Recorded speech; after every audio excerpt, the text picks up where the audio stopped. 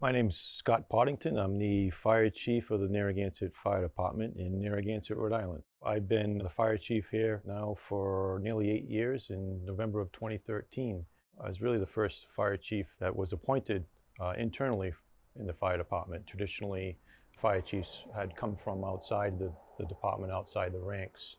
I became interested in the fire service mainly from my background growing up around my father, who was a firefighter in a city north of us, in the city of Pawtucket, Rhode Island. So I was familiar with this fire service, had been around it, but really did not become involved with the fire service a little later on to my early 20s when I started getting involved with the medical side of it, EMS side of it. And that's been really my stronger interest in the fire service as things have evolved.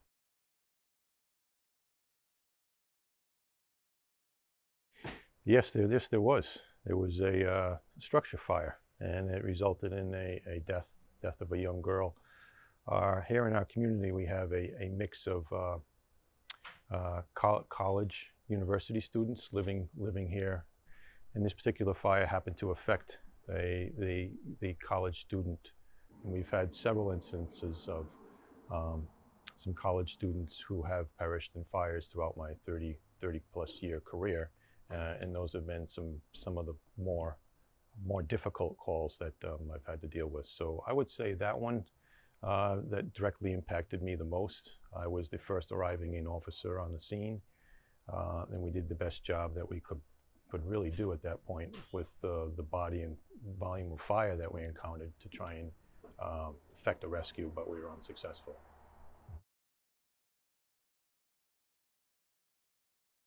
As firefighters, a lot of us work additional jobs, that we take on additional careers. We're hard workers by nature, so I had that. I had an additional career as well. I worked as a registered nurse and took on some patient care and roles working in hospital and home care. That ended when I became fire chief. Fire chief, it's a 24-hour job. You're always involved with that. So if you think you can continue to work that additional career that you might be interested in, think again, because inevitably you'll be called in for something. You'll have to deal with additional issues that go on at work. You're always on call and always expected to be ready to answer whatever the needs are. That has kind of translated into my personal life. There's constant interruptions. It's difficult at times to be able to separate and break away from your personal and your fire chief end of things, because you always feel as though you're connected to it. Even when I'm at home, it's on my mind. I might be on the computer. I may be checking emails. So you never seem to be away from it. So even when you're on vacation.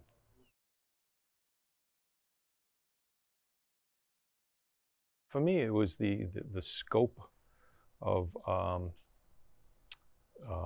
duties and functions and tasks that you're going to have to be involved in, especially if you don't have the additional command staff that you would wish for in your structure.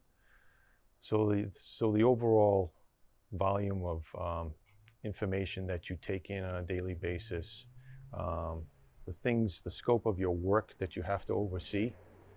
In my case, it's twofold, because I serve as the community's emergency management director here in our community. So that's an additional component that comes into it.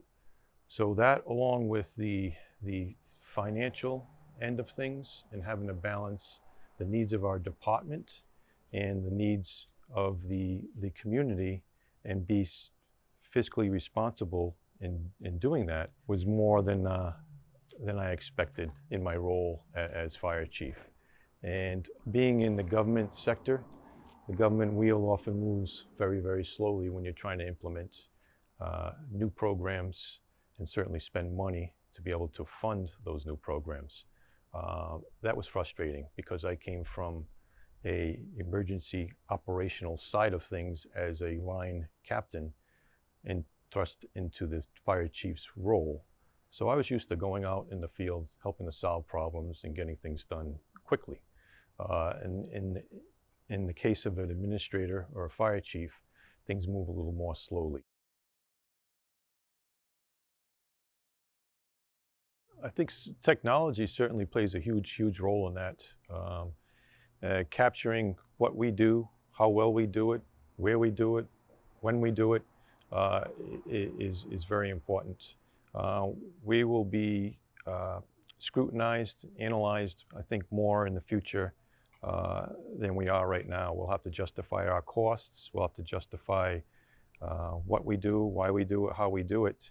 And I think it's important for chiefs to be able to have a way in which to be able to capture that data, analyze it, and present it easily enough to those within our community who make those, especially who make those decisions, and be able to explain that to the citizens within that community. I think our role and the tasks and the duties that we do will continue to evolve. If you asked me 30 years ago, would I be getting into some of the things that we're doing now? No, I wouldn't think we'd be doing what we're doing now. For instance, in this community here, we've evolved where we've gotten into more fire prevention, inspections, analyzing our codes, enforcing our codes, going into our buildings, evaluating our buildings. Having to keep track of that is really important. And then sharing that information between other building officials within our community. At the response level, we're doing more and more water rescues in our community. We're a beachfront community. Would you ask me if I'd be doing that in the fire service 30 years ago? Will we be deploying rescue swimmers? Would we have a fire rescue vessel that goes out on more and more marine calls, as well as fire and medical calls? No, I wouldn't think we'd be doing that. But we're into those roles now. We go where the risks are, where we can best mitigate some of those risks and help to affect a better outcome for those that are involved in those incidences.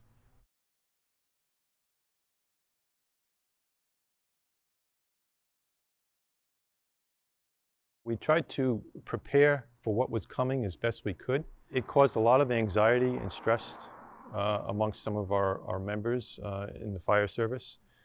The guidelines and the precautions and the protocols that were coming out were changing on a daily basis, sometimes twice a day. So it was really important for us to be able to stay connected to those changes that were occurring. So personnel who left here and would go home for a number of days were forced with coming back to work, and there'd be a completely set of new protocols and guidelines put in place. So that added to the anxiety level, it added to some of the frustration to be able to keep your members informed of the changes that were happening very rapidly when COVID first came out.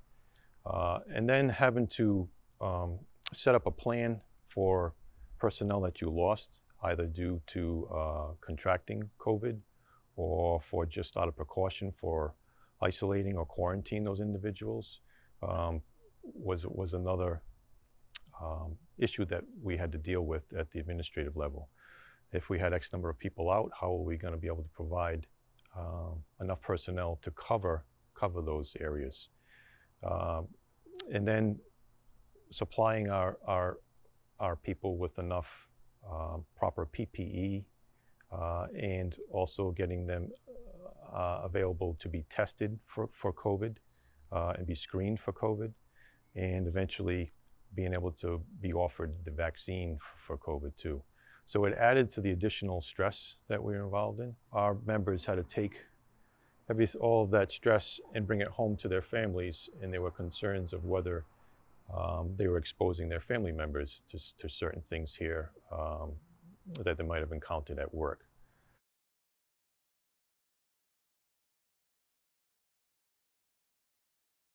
We're a beachfront community. We're surrounded basically by water on three sides. We're exposed to the ocean. There's the threat of not only increased medical calls, potential for fire calls all the time, but there's also those natural disaster events that occur that we're susceptible in our community. We're susceptible to storm events being here along the water, hurricanes, tropical storms, winter storms cause quite a bit of an issue here in our community. So I would say overall, it's the increase in volume of people who come into the community that has a tendency to correlate to increased calls. But you also bring into the natural disaster aspect that can occur.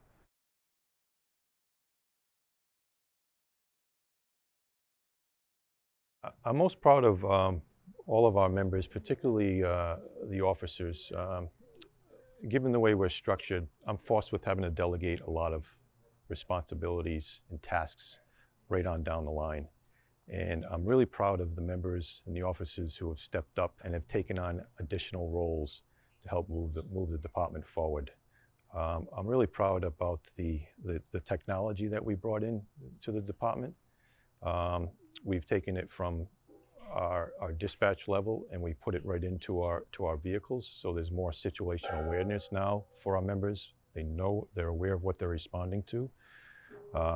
We've been out more in our community inspecting our buildings and pre-planning all of our buildings. We know where our high risks are, and we've used that to our advantage to be able to help build a record management system that helps identify those, thanks to the help of Station Smarts. And we have a very robust marine operations program now that we've built up since 2014. We have public rescue swimmers now that can deploy into the waters to effect some rescues. We have a fire rescue vessel now that we use to our advantage for medical and fire-related calls out on the waterways. But none of that really could have been achieved without the input from our members who have helped in those areas. So I'm really proud about bringing them all in, getting their input on that, and then using them to help implement these programs and components that we used on a daily basis.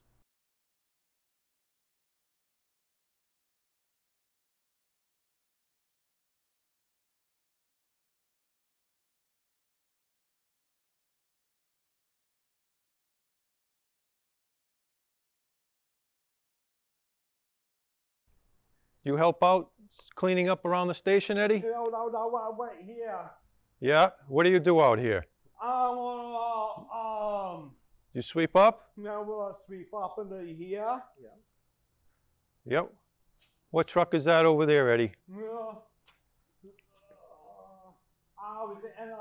Engine 4. I'm gonna buy it. Yeah, you're gonna buy it? Yeah, I'm gonna buy it. Yeah, you like working here, Eddie? Yeah, but You like helping out? Yeah. Yeah. Oh, somebody's shoes. Yep. The clogs, and I'm gonna not mine. Well, thanks for helping us out around here, Eddie. Yep. I'm gonna go home. You gonna go home? Yeah, I'm gonna go to beat my mom. All right. Thanks, Eddie. Thanks for coming in. Yep.